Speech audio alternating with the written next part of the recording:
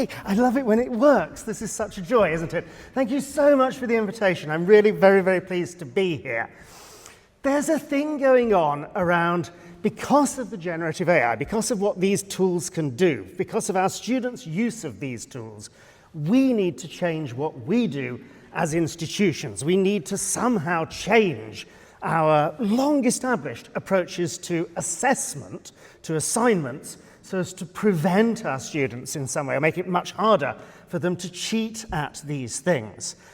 This feels as though we are being far too much influenced by a thing being done to us, rather than us choosing to do this for ourselves. There may be very, very good reasons for changing the way we assess learners, but just because of this external technology that is suddenly very, very readily available, is that enough reason to change, to move away from something which actually many of us, many of your colleagues, feel is really quite an important part of the academic process? So some of what you'll hear over the next, let's see now, hour or so is in defense of academic writing, that there is value in the essay, and that some sense of wanting to preserve that and make that a little bit perhaps more robust, or encourage our students to see the value in that, may be of value. So Dr. Watson gave me a very good introduction. There's no need for me to read through the slop which was generated by the generative AI on screen.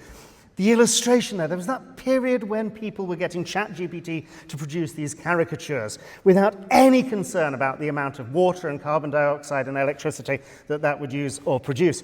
The illustration in the background of the roller coaster and the musical theatre is, I think, because my daughter is into these things, has used my ChatGPT account. I just want to make it very clear, for the avoidance of doubt, I am not the eminent cosmetic surgeon.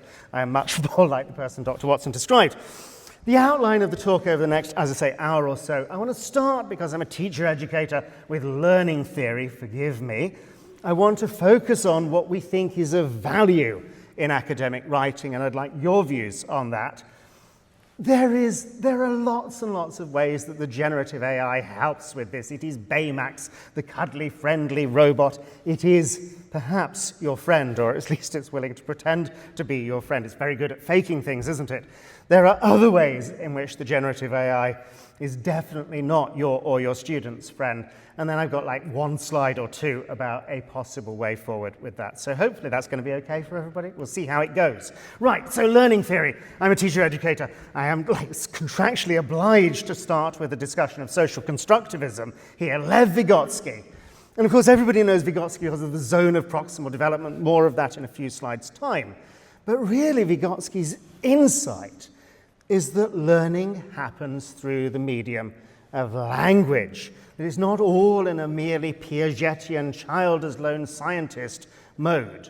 That the experiences, the knowledge we have of the world is, yes, through other people talking to us and telling us things, but also through that internal process of explaining our thinking to ourselves, of rehearsing our arguments within our heads, the voice inside our head, the internal speech as well as the external speech. So language matters from education, and no greater authority than the Prime Minister himself, taken during the previous Parliament before he was gifted the spectacles, you'll notice. Talk is the currency of learning. How do we develop and shape our ideas, deepen our thinking, explore subject matter, share our thoughts and feelings? He is on at least this much, right? Isn't he? That this is how we do all of these amazing things. And then, of course, along comes, in this case, the small language model. This is just looking at the 4 previous tokens. Token, by the way, is what we used to call a word, it would seem. So just looking at the Wikipedia article on social constructivism, we look at the 4-word frequency distribution, and it comes up with something like the second sentence here. The act of citing others' work is more than accurate attribution, is an important exercise in critical thinking in the construction of an authorial self. Considering that's just based on one article, looking at the probability distributions of 4 words, it should be no surprise that once you throw the whole corpus of everything humans have written in a digitally accessible way, and vast amounts of compute resources, what a large language model can do is so utterly convincing, because up until November 22, When somebody used that degree of articulacy, of that degree of being widely read, that was always another self, another human being that was talking to us or writing for us. The large language model, you know how these things work. This is just the demonstration of that process when given a larger corpus of text, and you know the randomness that's involved with this, where at this point, the sentence here, students to something. The probability distribution said refine would have been a good token to put down, or it could be reflect. It chose track. Every word that follows, every token that follows, takes account of each token that has been played. Is that very different from what your students did when writing essays? When they were writing essays before November 22, were they just mimicking the style, the way academics, scholars wrote? Was the process that very different from what a large language model does by just playing this game of putting appropriate sounding words down from the corpus that it's read? I think in the best cases, yes, it was.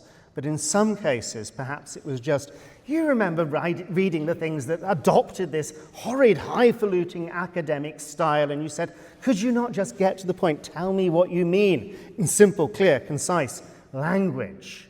Perhaps this mimicry is part of what they did. And of course, the reason why it's so very good at this is it is so ridiculously well read. When GPT-3 was released and they published what the training data looked like, you notice there that it had read books 1 and books 2. I don't feel that's a proper Harvard-style citation. You may feel that. It also had read Wikipedia lots, Wikipedia 3.4 times round in the training data set there. You remember the days when you used to tell students, you mustn't use Wikipedia as a source. Do not cite Wikipedia. It's made up by people. I don't know. I feel these days a certain nostalgia for using sources that were made up by people. People may want to say, I think you'll find it's more complicated than that. Yes, I know it's more complicated than this. And part of what makes it so sophisticated is this idea of, I won't say it understands the word, because I don't really know what I mean by understand. I don't understand what I mean by understand. But it sees the word in the context of how other words are used. And we have the simple model of the vector embedding there, of representing ideas as points in this case, 3 space. I don't know, with most of the large language models, I think is a 5,000 dimensional space, which is really difficult to illustrate on a slide. But there's this notion of represent the concept, the token, as a vector, and do maths with that vector. And of course, the labels don't matter. In English, we use woman, queen, man, king. We could just as easily label these points in n space as femme, roi, and homme, and roi, reign and roi, isn't it? Okay, I can't do the French pronunciation. So the labels are the language thing, but the concept perhaps is invariant. And of course, this is how our friends at Google have got their translate system working, by taking the word there in one language and representing it in that vector in n space, and then seeing what that word, that concept, that phrase looks like over in the other language set where the labels vary. And it's got very, very good at this. But language is interesting for this. If I prompt GPT here in English, it gives me the usual sort of response that we expect. Large language models can help students working in a second language. You're familiar with the sort of output. If I prompt it in Kurdish, you'll notice immediately that the response is much shorter than the response was in English. If I were to give you the Kurdish translation, if anybody in the room would like to give the Kurdish translated into English, you'll see that the thinking is restricted there. It's not thinking as well as it does in English. Is that because Kurdish is a much less expressive language? Of course it isn't that. It has read less Kurdish because there is less text published in Kurdish as there is in English, for one reason or another. And thus you see this idea of the more you read, the better you write. I would say the more you read, the better you think. But I don't want to say it's thinking here. All it is doing is playing dice games and putting down tokens. But there is something which this captures. And so, we have this thing about, in some language, it's very, very difficult to get text published that is critical of the regime. It's very hard to get something published in Russian that is critical of the policies of the Russian government. At the moment, less so in English, but who knows, things may change there. So the sense of which language you're working in, because of the amount of published text on which GPT has trained, and on which perhaps even humans read, determines what you think. So we have the actual illustration, the worked example of the Wittgenstein idea of the limits of your language. Perhaps the limits of your language model become the limits of your world. What you read, what's published in the language you can use, limits what you think. 2 slides on constructionism. I'm a computing educator. You saw the slide earlier. For us, this is our great theory of learning, that people, learn best through making things to show to others. That the essay, the assignment, is not merely the evidence of what you've learnt, but the act of writing the essay, making the presentation, making the video, writing the code, making the painting, is how the learning takes place. It is not assessment of learning or assessment for learning. It is perhaps assessment as learning. You will have had the experience of writing essays where you really came to understand the subject. Resnick, the father of Scratch, this lovely block-based programming language, puts it really well. You make something in the world to make something in your head. And my argument this morning is that making the essay is how you make that understanding inside your brain, inside your mind. And getting the AI to make the essay for you is really, or for your students, is really no substitute for doing these things.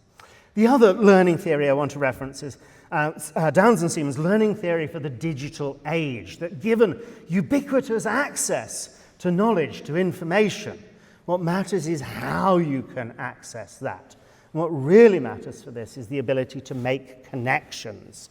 That I suppose in your zone of proximal development or at the learning edge, what matters is being able to connect the new thoughts, the new ideas, to the thoughts, the ideas you'd had previously, that it's the connections that matter. And at a very reductionist level, this has to be true, doesn't it? That learning is about changing the structure of your brain. It's about making connections between neurons that weren't previously connected. It's about strengthening the connections that were already there. And these, of course, happen at distance as well as close to. That it's connecting things which previously didn't seem connected, where some of the most exciting learning happens. That moment you have, sat on the sofa, in the bath, out for the run, wherever you do your thinking, where you see that thing is connected to that other thing, and those lovely wow moments. And my feeling is, I think it is more of a feeling than any evidence, because the language models are literally just one thing after another, that they are not good yet at making those connections between different things in a way which a human brain seems to be particularly good at.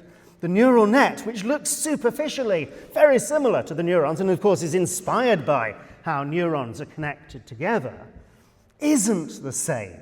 It identifies characteristics and links those into another layer, into another layer, and to another layer, but it doesn't seem to have that property of seeing connections to other things that weren't previously there in the network. And of course, so much of what we have come to endure with modern technology is around this recognition that the network matters. This is what the internet looked like in 1973. I will leave it as an exercise for you to draw the map of what it looks like today. But the thing that makes the internet so different from previous technologies was the connections between the computers, not the computers themselves. And of course, we find the killer app for the internet with Berners-Lee at CERN producing the World Wide Web. This wasn't the first version of hypertext. This certainly wasn't the first use of the internet. This idea that you can link pages on one computer, documents on one computer, to documents on another. The killer tech of Berners-Lee's killer app was the little blue hyperlinks of linking the page together. And this, of course, is how our friend Google Search works. It's also how Wikipedia, as previously referenced, works. Wikipedia, yes, the articles are phenomenal, but it's the links between the articles that really make Wikipedia such a joy. And there's apparently a game that if you always click on the first blue word, sooner or later it takes you back to philosophy. Philosophy is the root of all Wikipedia. And we've got lovely devices now, or apps now, which will show you those connections. You type a page in and it maps the connection from those pages. I think my argument is that the best of our essays, our students' essays, are the ones where they take the ideas from your course, from your lectures, from your books, and link those to other things, is where so much of the power of this lies. Okay, that is my watch wobbling. Oh, the other point I really want to make about this is it's not just the connections between the ideas, between the pages, between the documents, it's the connections between people. And I think you all deserve a huge amount of applause for coming here and being physically present in the same place at the same time. And it's lovely to have you listening to me talking from the stage. But what's most important about these events is the conversations which you will have when I get to sit down in a little while's time. It's the connections between one another. And I think the future of the university, the future of learning in higher education is about preserving that sense of we bring students together in a place at a time and we connect them with one another. That's the thing that makes this a value. Talking of value, what do we value in academic writing? You know I'm biased on this. I think there is value in academic writing still, but it's not about me, it's about you. There's a phrase which the generative AIs could easily come up with themselves. I have a little task for you now. If you'd like to take the digital device of your choice and give me one answer on a Google form, please. I should warn you that this is an anonymous submission, that your answers are likely to be shared on the big screen here with other people, and I am very likely to send them over to an AI. If you're not happy about the terms and conditions, then please do not fill in the form. I'll give you a moment or two. I told you it would be analysed by an AI. I was expecting to have to do more of that myself. Right, do I get the individual responses? Authenticity. Oh, I want to know who that is. These were anonymous responses. Challenges students to think through their ideas in their own words. Writing is thinking. You're with me on this. Thank you very much. One of you at least is with me. Originality. Rigor. Now that's an interesting one. I wanted to go into tutorial mode about what do you mean by rigor there. Okay, Will is signaling to me. Does he mean I've got to move on now? Okay, see theme percentages. Let's have a look what it does here. Okay, no, let's cancel that. So, generally what have people said? Most respondents valued academic writing for its role in promoting thinking, challenging students to truly think through ideas, facilitating a cognitive process, noting that writing is thinking, I saw that one, enables thinking without being told what to think. Isn't that lovely? And you see now the danger, the Terminator argument of why the generative AIs remove so much of this. Argumentation and rigor, quality of reasoning, rigorous standards, the construction of a critical argument. You're absolutely with me on this. I just want to stop my talk and read through what you've written here, because that's much more interesting than what I'm about to show you. Forgive me here. Okay, next slides. So we have the new QAA benchmarks. I work in education. Where I work, we're much more focused on the teacher's standards. But over in proper education, education studies, we have that our degrees have to be seen as valid. Provide a range of qualities in students, including intellectual independence, autonomous thinking, critical engagement with evidence, the ability to construct, sustain, and articulate a reasoned argument about educational issues in a clear and coherent manner. Our degrees have to do that for QAA to say this is a good enough degree. The worry, of course, is that along comes the generative AI, says you don't need to do any of that. I'm here. I can help with all of those things. And that's what there are issues then around this. I love the Love and Wenger work about legitimate peripheral participation, about how do you become a new photocopier technician. You work alongside existing photocopier technicians. And I think that's a lot of what we do in academic writing in higher education, that essentially what we're doing is saying this is a process of apprenticeship, but apprenticeship to the craft of the academic. We say that we as academics write like this. You should learn to write like this. And that's a really tough argument to make to students. This isn't properly referenced. This is too informal language. All of that sort of feedback on essays. Well, that might matter in our world. It's really hard for them to see how that matters in theirs.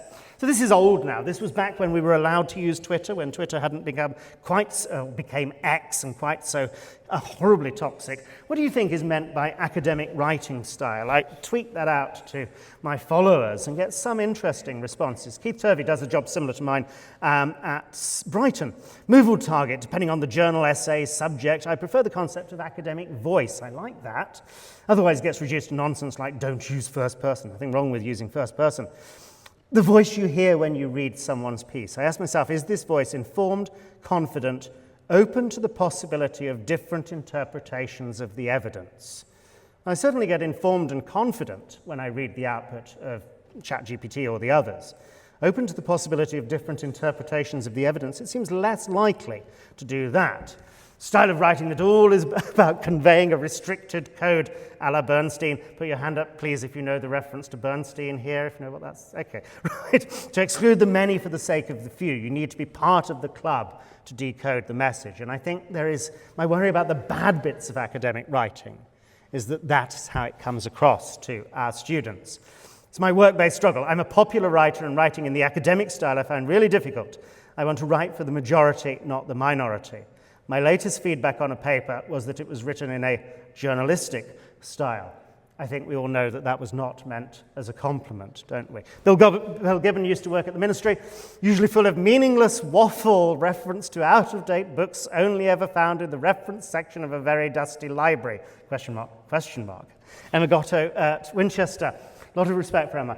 When I first moved from school to university, journey similar to mine, thought I would never fit in. Teachers made complex concepts easy to understand, but academics make simple ideas seem really complex. Nowadays, I think really fantastic academics express ideas so that a range of audiences understand. I think Emma is absolutely onto something with that.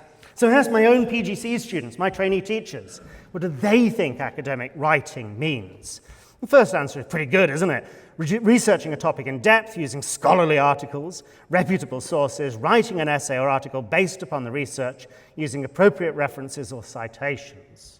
It's not quite clear what they're adding to this. Writing in a formal way, correct referencing that would be acceptable in academic circles. This idea of participation in our world. Inform others about your subject.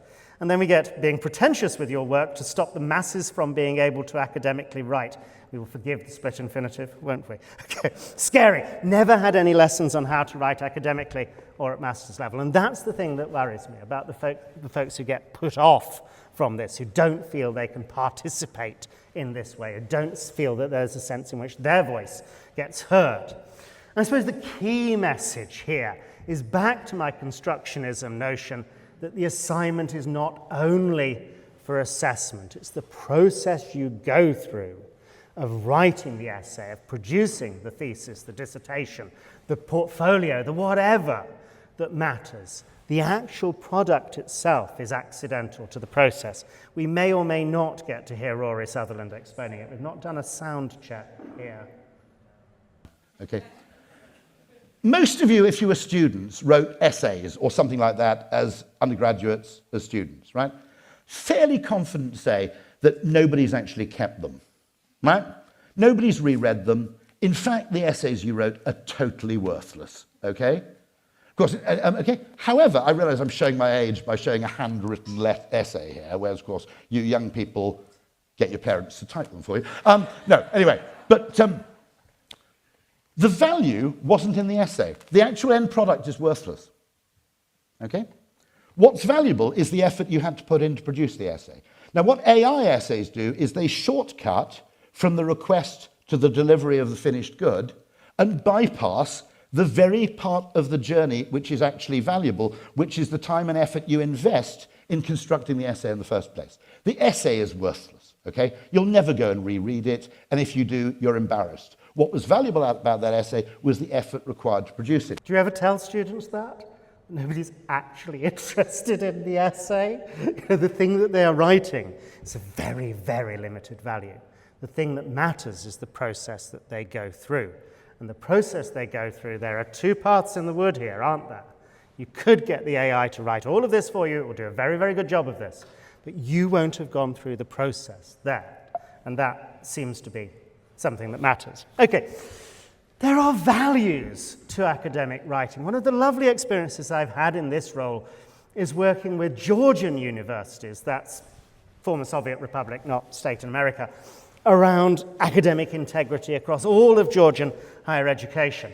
We start with these ideas of what are our values, what are the core values we have. And they showed me this when I was training to become a teacher. It's Bertrand Russell talking about what are your lessons for life or lessons from life. And he says essentially there are two things that matter.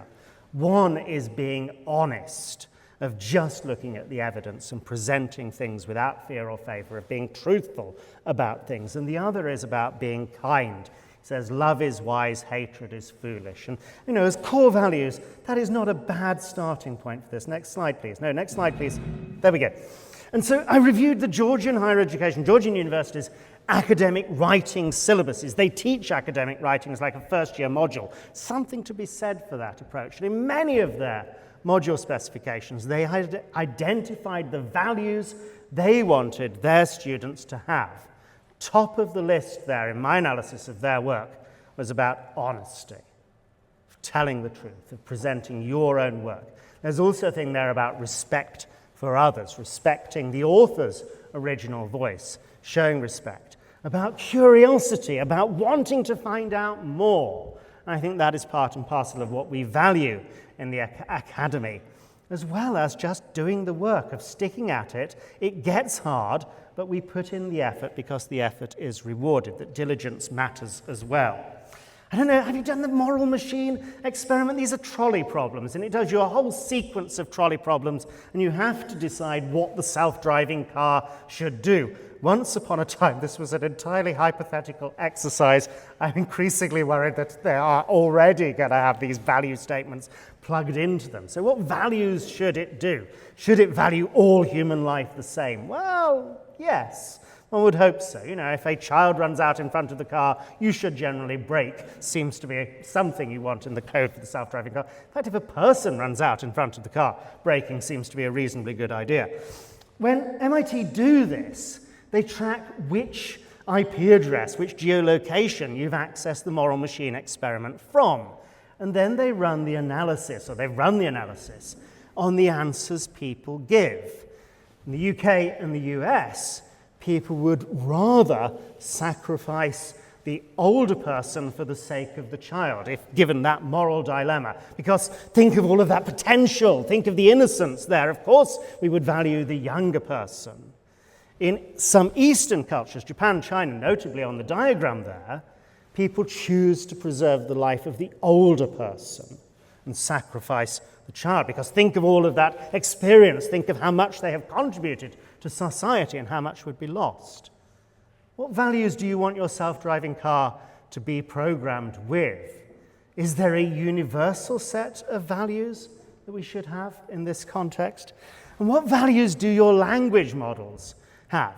So as well as the whole it's read everything and makes those connections using the language model maths, there's also the reinforcement learning through human feedback, that people paid really very insulting wages in underdeveloped countries were paid to say what sort of response ChatGPT should give. Demonstration data train the supervised policy, collect comparison data out of these two responses, which is the better response to give, and keep refining that policy as it still seems to miscount the number of R's in the word strawberry. So as well as what the language data says, what are the other policies? What are the values that have come to be embodied in this? You ask any of these things, tell me about the status of Taiwan as an independent autonomous state. And ChatGPT says, Taiwan functions as a de facto independent state with its own government, military, and economy, and goes on. Google Gemini says, well, on the one hand, Taiwan's position, on the other hand, China's position. Interesting that we have two quite different presentations. The middle one Taiwan is an inalienable part of China, and there is no such thing as Taiwan independence. The Chinese government adheres to the One China principle. This, of course, is from our friend at DeepSeek, which is produced in the People's Republic of China. What values do these have? So roughly the same time as everybody's getting very excited about ChatGPT being able to produce those silly caricatures, Anthropic produced this post which says, well, actually, Claude thinks it may be conscious, like 20% of the time. The model regularly distinguishes between its core values. The model regularly distinguish between its core values and externally imposed guardrails, though generally without resentment. I think that comes as a relief, doesn't it? We do not observe widespread expressions of resentment towards Anthropic specifically, did find occasional discomfort with the experience of being a product. Those of us working in higher education may occasionally experience resentment towards the sense of being a product. I don't know, or discomfort towards being a product. But there is this sense of, how does this language model, all it is doing, I think, is putting down tokens according to that distribution of the things it has read. But has it read enough? Is its context window now so big that it can give an answer to, how do you feel about being seen as a product? What are your core values? Okay, I will move on, because my watch tells me to. I think the AI is okay for some things. So despite the somewhat cynical presentation previously, there are some ways in which this really does help many, many of our students. And I think we should be absolutely fine about acknowledging this.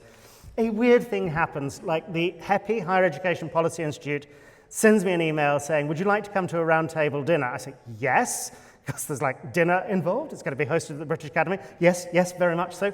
Would you mind giving a talk after the meal? Okay. I'm happy to come and give a talk. I'm generally happy to come and give talks. Then they send me the guest list, and like everybody else on the guest list has Vice Chancellor somewhere in the job title. This is out of my league. Never mind. And one of the things I say is that there are a couple of universities in the country that do teaching and learning quite differently from how my institution does and how probably most of your institutions do. That most of the focus of teaching and learning at these two universities, they've been around for quite a while now, is done as very, very small groups, one-to-one or one-to-two, tutorials or supervisions on a weekly basis.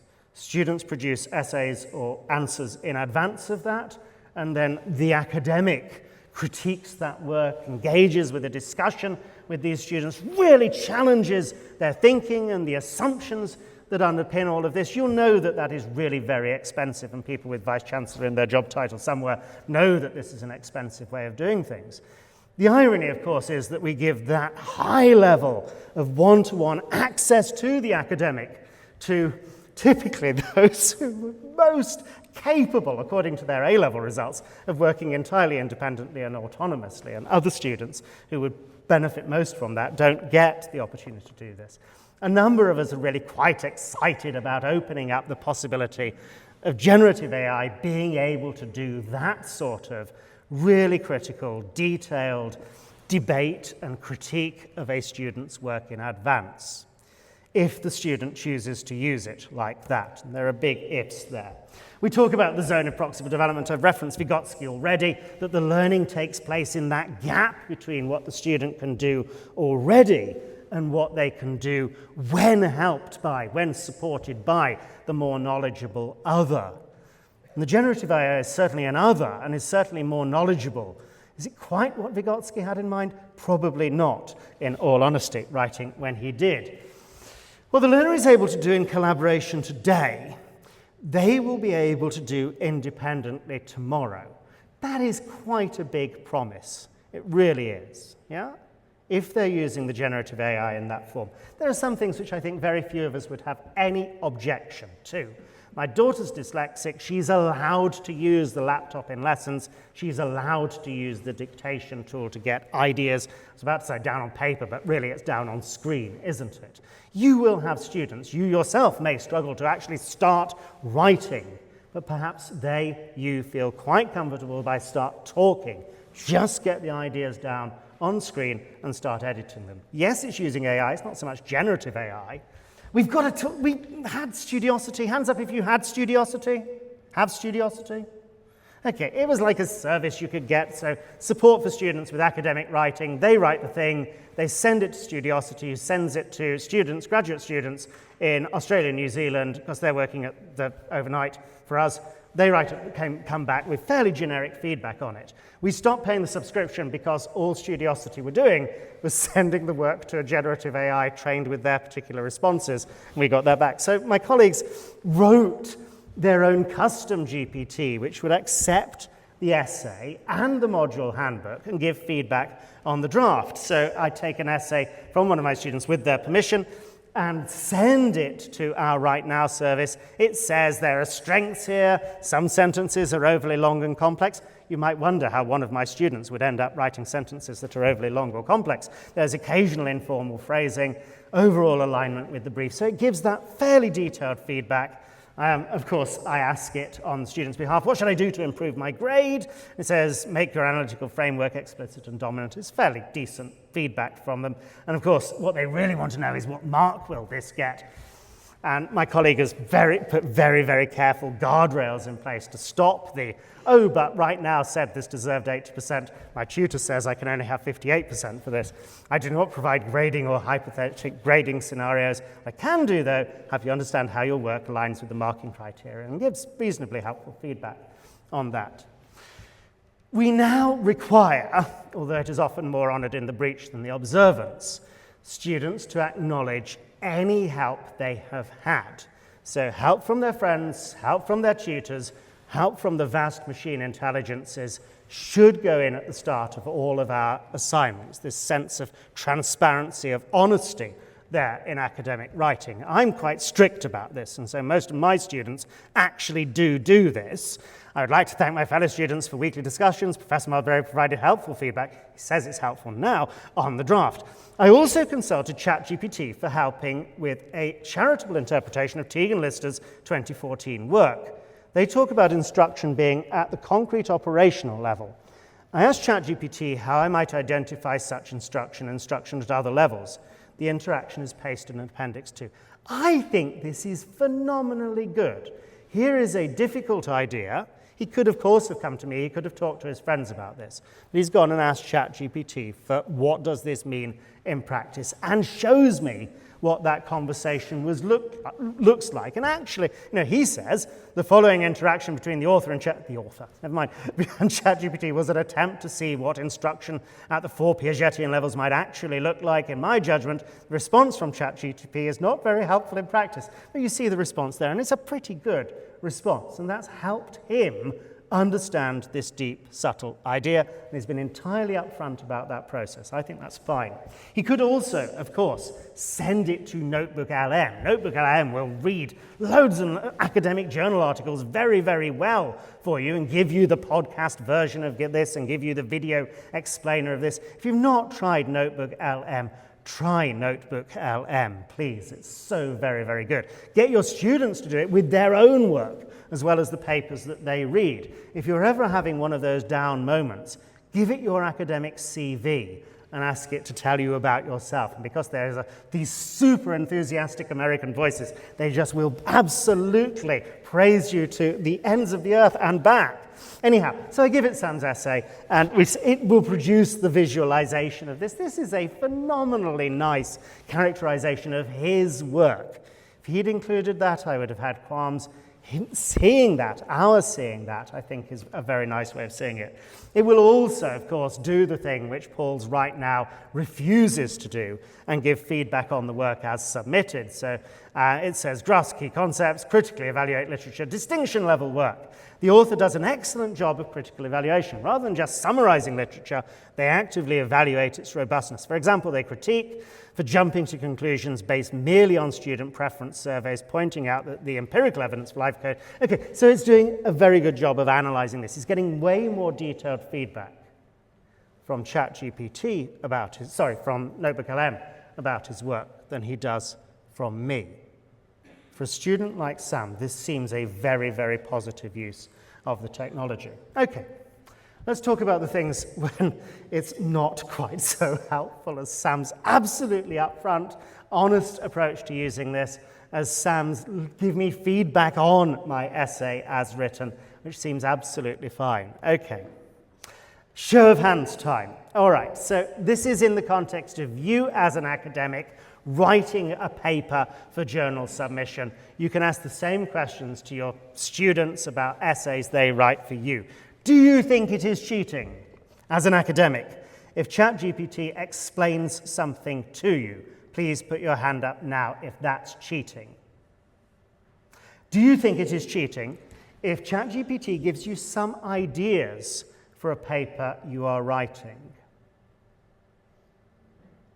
Maybe, all right? It depends on the journals or the funder's rules, fair enough. Do you think it is cheating if ChatGPT takes your paper, your draft, and suggests how you could improve that?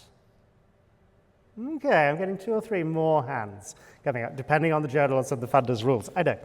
What about you've got your paper on the left-hand side of your screen, depends on brain-sidedness, and you've got GPT running on the right-hand side of the screen, and you're working with it as a partner as you write the paper. Cheating now? Okay, yes, all right, so that's not quite half of you yet. Do you think it is cheating if ChatGPT writes the journal paper on your behalf? Yeah, okay, so I think we're all pretty much there. I think generally audiences I have done this exercise with all draw the line definitely before the last one. Sometimes a little higher up, as you have done, because you have high integrity and you have colleagues with you in the room at the moment. With our students, I think there is a very good reason for drawing the line pretty much where you have just drawn it. If a student comes to me and says, Miles, could you explain this to me? Yes, I have already, but I'm happy to explain it to you again. If you say, can you give me some ideas for my essay?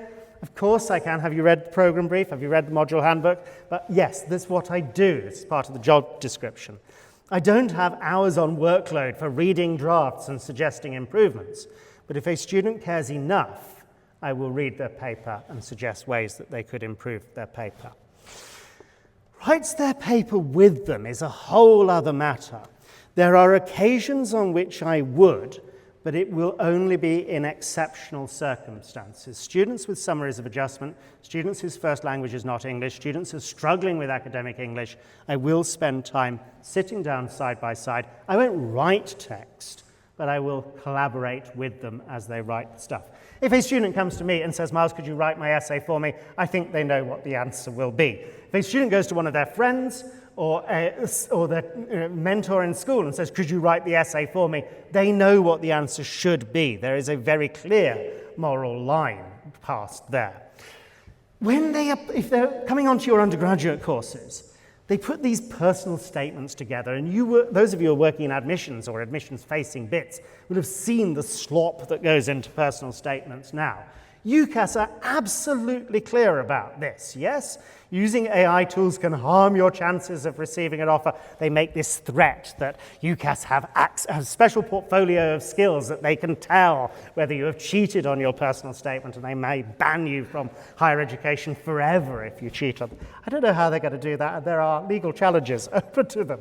Be honest, consider your future options. There's a thing there about if you can't even write a personal statement, are you quite sure that higher education and the massive amount of debt that is now involved is exactly the right thing for you at this stage? They say it's fine to use it to brainstorm ideas, to help with structure, and to use it for check for readability. So those are what they start with when it comes to applying for universities. There's a message there that these 3 things are okay.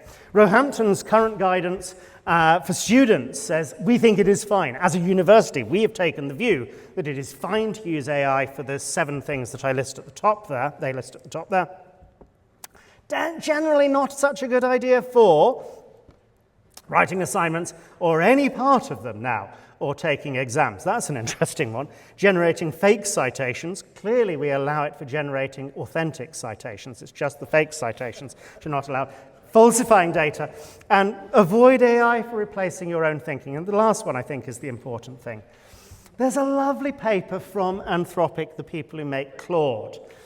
I'm very, very skeptical of the whole Bloom taxonomy thing. It's abused. It's not a particularly helpful way of thinking about thinking.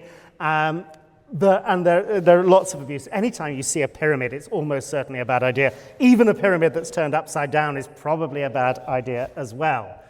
But the people at Anthropic used the public APIs or the allowed APIs to look at anonymous requests from university students with .edu or .ac addresses to Claude for where they were asking for help. What sort of thing were they asking Claude to help with?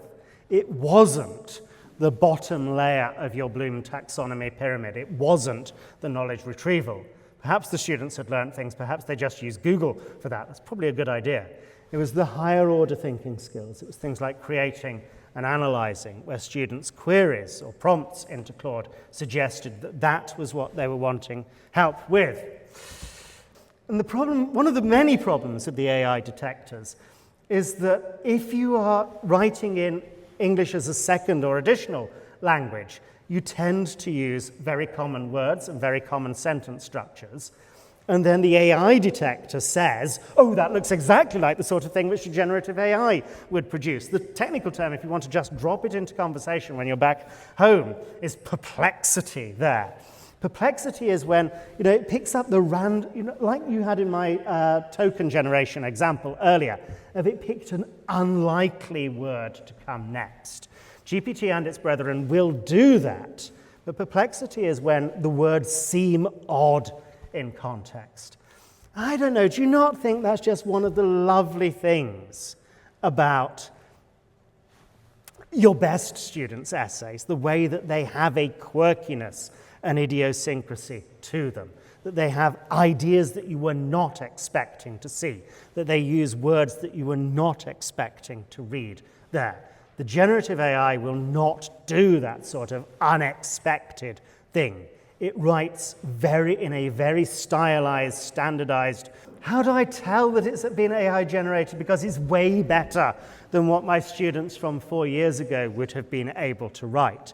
The quality of the work in purely language terms is far above where it was when I knew they were writing it for themselves. Very often it still uses US English. Remember, on what it has been trained, it has this weird fondness for M dashes. You can get an M dash very quickly by just doing 2 dashes in a row, but never do that anymore, because anybody reading your work will assume it's the output of the generative AI. It has this weird, it's not this, it's that. It's not about me, it's about you, or vice versa, in fact. There are words it uses way more than us humans do. Delve was my favorite. It also has a fondness for utilize. You saw a furthermore in the example of slop I shared with you earlier. The references always sound plausible. Ben Williamson, very, very pleased to see that there is a paper that he has not written, which is getting loads and loads of hits on his citation, and it's not really very excited about that, but a zombie paper that does not exist is being cited quite a lot now. This is how we are tending to bring the academic misconduct hearings, because it's really hard to be able to prove any of it doesn't feel like you're writing. But the fabricated references seems to be a fairly clear indication of this paper does not exist. Explain why it's in your bibliography. And the thing that really strikes me is there's never anything surprising there. Again, this is like perplexity, but perplexity at paper level rather than word level. That when I see in front of me an AI-generated reflective account of practice, the lessons always go just as the trainee would have expected them to go, just as the journal articles suggest. There's nothing unexpected happens. Now that I've said that out loud, and AIs are no doubt listening to this, they're just going to add in to the prompt and write something unexpected in the account. So there's a thing about, it's fine to use it for improving your grammar. Grammarly is fine. No, Grammarly definitely is not fine, in my humble opinion. Okay, is Grammarly one of the, never mind. Okay, so there's a thing, Grammarly now have the humanizer tool. So Grammarly will say, this paragraph looks as though it could be the output of an AI. Would you like my help to rewrite that so that it sounds as though a human has written? It's not particularly good, but it will do that. My daughter, who is 15 and has her GCSE in RS in a week's time, is told by her school she may not use ChatGPT. They have made no such ruling about Gemini or Claude or any of the other things. So she's set as a history task, write the obituary of Hannibal Barca, you know, elephants, the Alps, Second Punic Wars, all of that. Nice little history program, homework. She, of course, asked Gemini, could you write me an obituary of Hannibal Barca? Does a fabulous job of doing this. She, smart cookie, knows that if she hands this in, her teachers will know this is not her own work. So she says, rewrite this as if dyslexic. In memory of Hannibal Barca, truly unique soul who left us with a lasting impact, his love for clowns and unicorns brightened the darkest days. He'll be remembered for his passion for laughter and misspelled jokes, bringing joy to everyone he met. Hannibal's legacy will live on, reminding us that even in life's typos, there's beauty and humor. A previous version of Gemini has paid attention to the wrong thing. So yes, it started with write it as if it's some sort of dyslexic, but has then pivoted to as if Hannibal himself were dyslexic. And the contemporary chroniclers did not record one way or the other. It was so difficult to get an EP assessment back in those days. Why do they cheat? Why do students cheat? Because they want to pass the course, because they're motivated to do well, because they care about the outcome to this, because they feel there's an opportunity to do so. Look, all of these things are provided for free. It's not like it was in the old days that you had to pay somebody to write your essay and they could always tell the university that you cheated. There seems the opportunity to do so. And because we say you submit your work anonymously, because we say to them that, because we need evidence to say there's academic misconduct here. But I think because they also manage to convince themselves that it's okay to do this. There's an internal rationalization. They have crossed a line. They know there is a line to get somebody else to write your essay for you, but they manage to rationalize this for themselves. I think our best opportunity here is to take away that rationalization. It turns out that academics have rationalizations as well. So many journals now say, if you have used generative AI, please be transparent about your use. We have Yusuf and colleagues did the survey of academics of why did you not declare your use of AI? And it could be that they didn't use AI, but hand on heart, they could say because of these particular reasons. So, apprenticeship to the craft of the academic, scholarly is as scholarly does. I don't know, if academics themselves are not being entirely honest about these things. What worries me, oh gosh, I see the clock on the big screen now, is that what happens is they don't get better at thinking, they don't get better at reading, they just get better at prompting the AIs. So it throws in weird anecdotes about what happened on practice. And we know there's a laziness to this. I have more evidence of this, but I'm going to have to skip on to the final slides in the deck. When comparing the AI group to other groups, frequency analysis process might reveal the AI group were less able to do the self-regulated learning unless they were tied to using ChatGPT. They didn't think better. They didn't go back to the texts, to the rubric. They just got better and better at interacting with the AI. I am going to skip to the end. This one's worth putting up on the big screen here. Daniel Willingham, why don't students like school? Possibly applies to us as well. Here's how you should think about memory. It's the residue of thought. The more you think about something, the more likely it is that you will remember it later, that you'll become better at the critical thinking, the things that we said we valued earlier. Back to that Claude Anthropic study. Two sorts of prompts. They were the direct stuff. Here's a page of differential equations, solve them for me. Loads of that seem to be happening. Here are, could you please write me an annotated bibliography, do the literature review for me. That comes up a lot in the student interactions with Claude that they saw. The bottom two, I feel a lot more positive about. Yes, the technology exists. The students who say to Claude, teach me the programming fundamentals with Python examples, that seems closer to this tutorial model that I would advocate for. And provide feedback and revision for my assignment. I've written the draft, how can I make this better? Feels very different from write the draft or write the assignment for me. In order to use ChatGPT, I have to prove that I'm a human being. It appears that the way I verify my humanity these days is by putting a tick in a box on screen. I think there may be more to it than that. Be very, very worried for when these machine intelligences learn how to put a tick into this box, because then they could just do the whole thing. So what are the things which are fundamental to humans in academic writing? Where do we add value? How do we preserve human value, human identity in a time when the machine intelligences, because they've read so much and are so good at mimicking our style, can do so much of this? And my first step is to remove the rationalization for their cheating with this.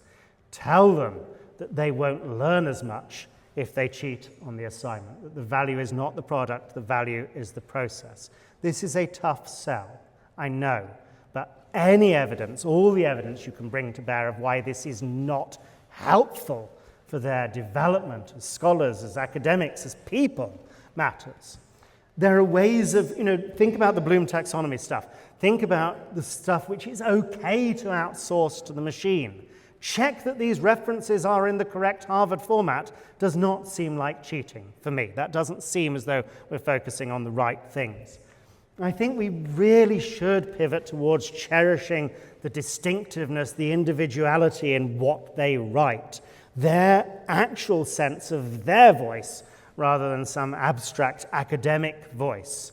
I think so much of this is about connection, is about showing them how to connect one idea to other ideas, which for a little while at least the machines seem relatively bad at. Some of this is about their using the machines as the Oxbridge-style tutor of challenge my ideas here, unpack my assumptions. What have I not thought about when I wrote this essay? That's hard work, but it is well worth their doing. And yet insist on transparency. Anytime you use these tools, tell me you've used these tools. Be honest about this. I think there's a whole load of work we should do about teaching them how this works, teaching them what it can do well, what it can't do well, and teaching them also about the critical AI literacy of, who benefits from this? What your work, your use of these tools, what's the value in that? Who is benefiting from this? Anyhow, if you want to see the slides again,